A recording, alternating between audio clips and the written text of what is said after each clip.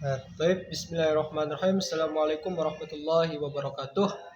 Baik, langsung saja ya. Di sini saya akan melanjutkan untuk mempresentasikan hasil resume saya pada modul keempat atau modul terakhir pada mata kuliah evaluasi pembelajaran ini. Adapun judul besarnya adalah asesmen kurikulum merdeka. Apa itu asesmen kurikulum merdeka? Asesmen kurikulum merdeka adalah serangkaian kegiatan yang dilakukan untuk mengetahui tingkat kemampuan siswa dalam satu pembelajaran di kurikulum merdeka tersebut. Nah, sangat jelas ya, mungkin tidak perlu saya jelaskan. Selanjutnya kita beralih kepada poin yang ke-A, yaitu adalah konsep asesmen dalam kurikulum merdeka.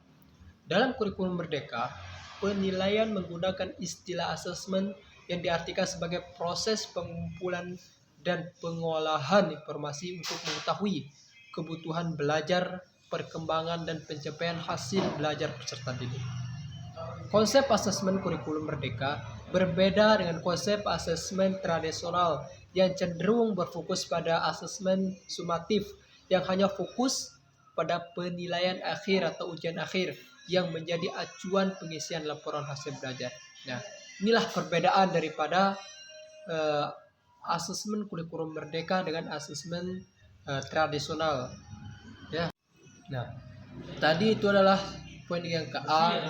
Selanjutnya kita balik ke poin yang ke-B, yaitu tentang prinsip-prinsip asesmen pembelajaran. Untuk memastikan proses asesmen berjalan dengan baik sehingga dapat berfungsi untuk perbaikan proses pembelajaran adalah beberapa prinsip asesmen yang harus diperhatikan, yaitu asesmen merupakan bagian terpadu dari proses pembelajaran, memfasilitasi pembelajaran, menyediakan informasi sebagai umpan balik kepada guru, peserta didik, dan orang tua wali agar dapat memandu mereka dalam menentukan strategi pembelajaran. Selanjutnya, dirancang dan dilakukan sesuai dengan fungsi asesmen. Asesmen harus dirancang dan dilakukan sesuai dengan tujuan dan fungsi asesmen. Itu asesmen formatif maupun asesmen sumatif, dirancang secara adil, profesional, valid, dan dapat dipercaya. Itu ya prinsip-prinsip daripada asesmen pembelajaran.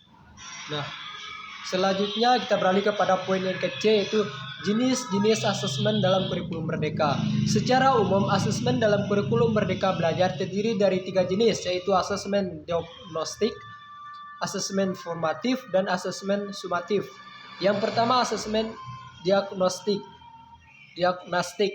Asesmen diagnostik dalam kurikulum merdeka adalah penilaian yang dilakukan oleh guru di awal kegiatan belajar untuk mengidentifikasi atau mengetahui karakteristik, kondisi, kompetensi, kekuatan, dan kelemahan model belajar peserta didik.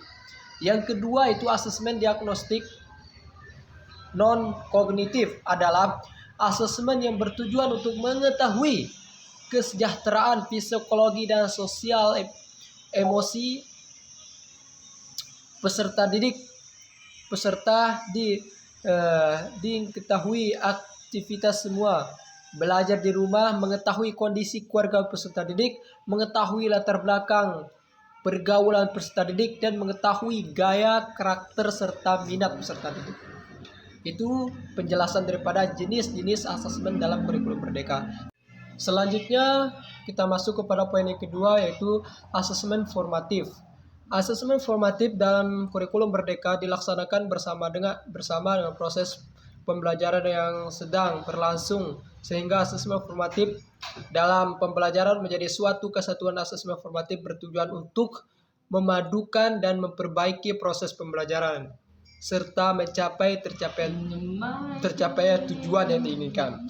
Asesmen ini dilakukan untuk mengidentifikasi kebutuhan belajar peserta didik, hambatan atau kesulitan mereka hadapi, dan juga untuk mendapatkan informasi perkembangan peserta didik.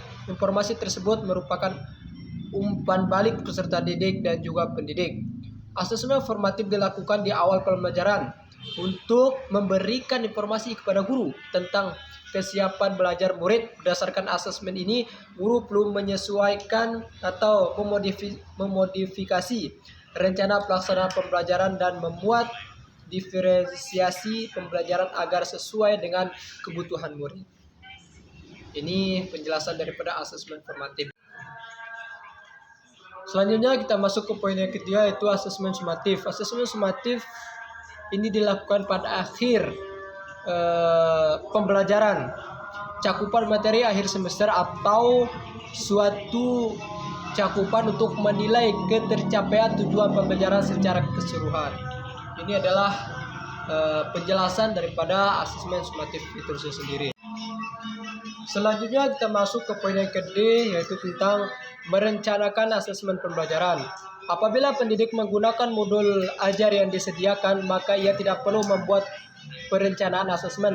Namun bagi pendidik yang mengembangkan sendiri rencana pelaksanaan pembelajaran atau modul ajar, maka dia perlu merencanakan asesmen formatif yang akan digunakan. Tahapan yang harus dilakukan dalam merencanakan asesmen adalah merumuskan tujuan asesmen yang berkaitan erat dengan tujuan pembelajaran. Yang ke-E adalah bentuk-bentuk asesmen dalam kurikulum merdeka. Bentuk asesmen dalam kurikulum merdeka, baik untuk asesmen formatif maupun sumatif, terbagi kepada dua bentuk, yaitu tertulis dan tidak tertulis. Berikut ini asesmen tertulis seperti ada jurnal, esai, tes tertulis. Sedangkan asesmen tidak tertulis diantaranya adalah diskusi kelas, drama, produk dalam bentuk membuat model diorama, produk digital, produk seni, dan lain-lain. Sekian presentasi saya pada modul yang terakhir ini, itu modul keempat tentang kurikulum merdeka. Lebih kurangnya saya mohon maaf. Wassalamualaikum warahmatullahi wabarakatuh.